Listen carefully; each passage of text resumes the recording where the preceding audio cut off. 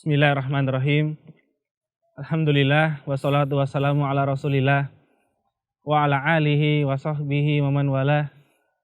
Asyhadu an la ilaha illallah wahdahu la syarikalah wa asyhadu anna Muhammadan abduhu wa rasuluh. Ikhwati fillah rahimani wa rahimakumullah. Saudara-saudaraku sekalian yang semoga dirahmati Allah Subhanahu wa taala. Zaman sekarang adalah zaman yang serba praktis. Semua orang menginginkan agar dalam tempo atau dalam waktu yang singkat mereka mendapatkan hasil yang sangat banyak. Sehingga tidak aneh pada zaman ini kemudian sebagian orang telah menciptakan produk-produk yang mendukung hal tersebut.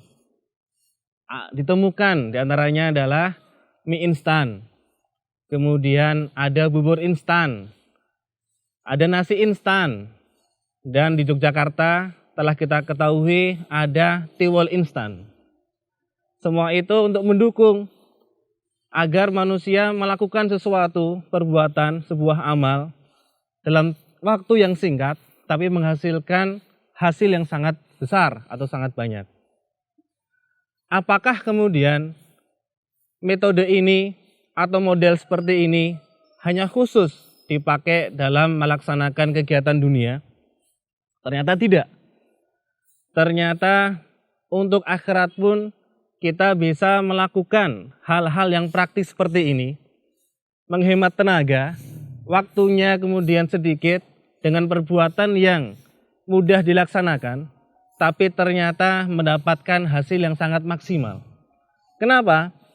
Karena sebagian manusia, mereka susah payah melakukan berbagai amalan ibadah dengan capek, bercucuran keringat, atau bahkan kemudian dengan badan yang lelah, tapi ternyata tidaklah mereka mendapatkan sesuatu kecuali hanya kelelahan dan sia-sia. Di antara contoh sebuah perbuatan yang kemudian bisa kita lakukan, sangat mudah sekali kita lakukan, dan ternyata sangat dekat untuk kita lakukan adalah birrul walidain, yaitu berbuat baik kepada kedua orang tua.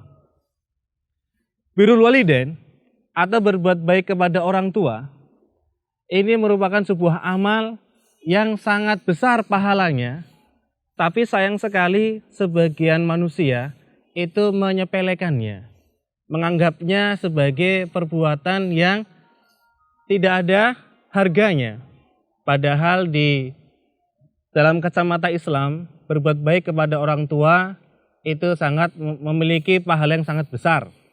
Di antara dalil-dalil yang kemudian menguatkan hal tersebut adalah salah seorang sahabat, Ibnu Mas'ud, pernah bertanya kepada Nabi Muhammad SAW. Beliau bertanya, Ayul amal ahabu ilallah. Amal apa yang paling dicintai oleh Allah Subhanahu wa taala? Ternyata Nabi menjawab, as-sholatu ala waktiha, yaitu sholat pada waktunya. Qultu tsumma ayun. Kemudian beliau bertanya lagi, kemudian apa wahai Rasulullah? Maka kemudian Rasul menjawab, birrul walidain, yaitu berbuat baik kepada kedua orang tua. Berbakti kepada kedua orang tua. Qultu tsumma ayun. Kemudian beliau bertanya lagi, kemudian apa? Maka Nabi menjawab, al-jihadu fi sabilillah, yaitu berjihad di jalan Allah Subhanahu wa taala. Hadis ini menunjukkan bahwa ternyata berbakti kepada kedua orang tua itu pahalanya sangat besar, melebihi jihad fi sabilillah, melebihi jihad. Jihad di sini tentu saja jihad yang sunnah, bukan jihad yang wajib. Kemudian jika ada yang bertanya lagi, bagaimana cara kita berbuat baik kepada orang tua? Dalam masalah ini, maka ada sebuah kaidah mengatakan al-urfu ma'murun bihi al-urfu ma'murun bihi idawarat hukmun minasyar'i syarifi lam yuhad.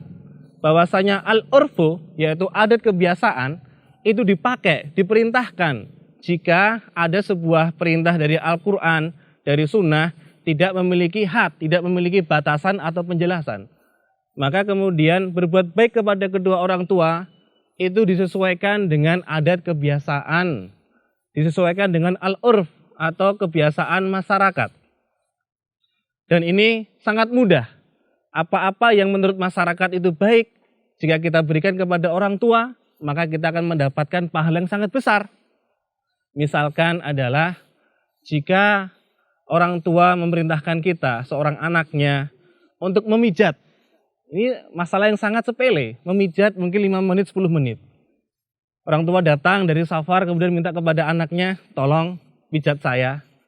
Kemudian anak memijatnya 5 menit, maka dia telah berbuat birrul walidain.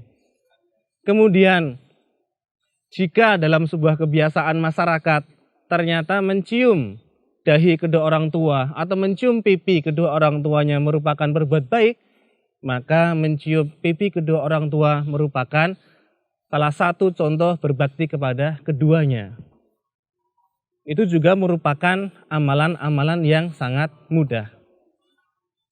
Jika di suatu tempat berziarah atau mengunjungi kedua orang tua merupakan adalah amalan yang dianggap masyarakat sebagai amalan yang baik, maka ketika Anda, wahai bapak, wahai ibu, atau wahai saudaraku sekalian, jika Anda kemudian menyempatkan waktu 1 hari, 2 hari, pulang ke rumah, mengunjungi kedua orang tua, kemudian menciumnya, kemudian engkau berkata-kata dengan baik, maka merupakan salah satu contoh dari berbakti kepada kedua orang tua.